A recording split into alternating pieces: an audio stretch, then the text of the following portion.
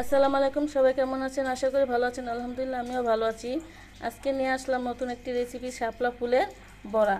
এই যে শাপলা ফুল কেটে রেখেছি, এগুলো দিয়ে আমি বড়া বানাবো। এই যে ডাল বেটে রেখেছি, মসুরির ডাল। এই যে পেঁয়াজ সব কেটে রেখেছি। পুরো রেসিপিটা দেখতে থাকুন। দিয়ে দিল পেঁয়াজ, মরিচ, রসুন কুচি, ধনিয়া পাতা, হলুদ, মরিচ,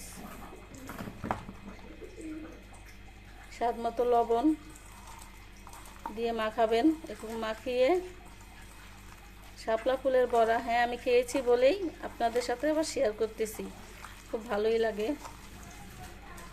এখন দিয়ে দিব শাপলা ফুলের ফুলগুলো। এই যে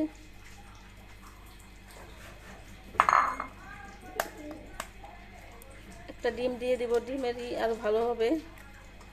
সবাই আমার ভিডিওটা বেশি বেশি শেয়ার করে দিবেন, লাইক করবেন, কমেন্ট করবেন, অবশ্যই চ্যানেলটা সাবস্ক্রাইব করে দিবেন। এভাবে ভেজে খেয়ে দেখবেন, যদি ভালো না লাগে কমেন্টে অবশ্যই জানিয়ে দেবেন।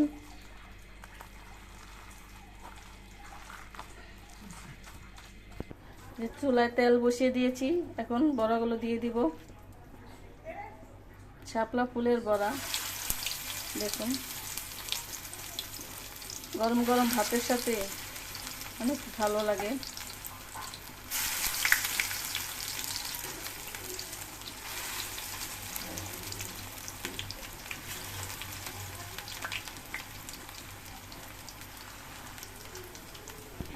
দেখুন এই যে বড়া, শাপলা ফুলের বড়া। এখন এই ভিডিও দেখার পর শাপলা ফুলের ফুল আর ফালাবেন না, এই ফুল দিয়ে বড়া বানিয়ে খাবেন।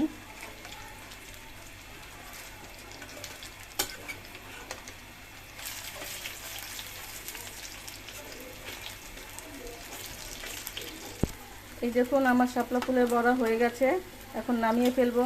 সবাই বেশি বেশি একটু শেয়ার করে দিবেন, অবশ্যই সাবস্ক্রাইব করে দিবেন।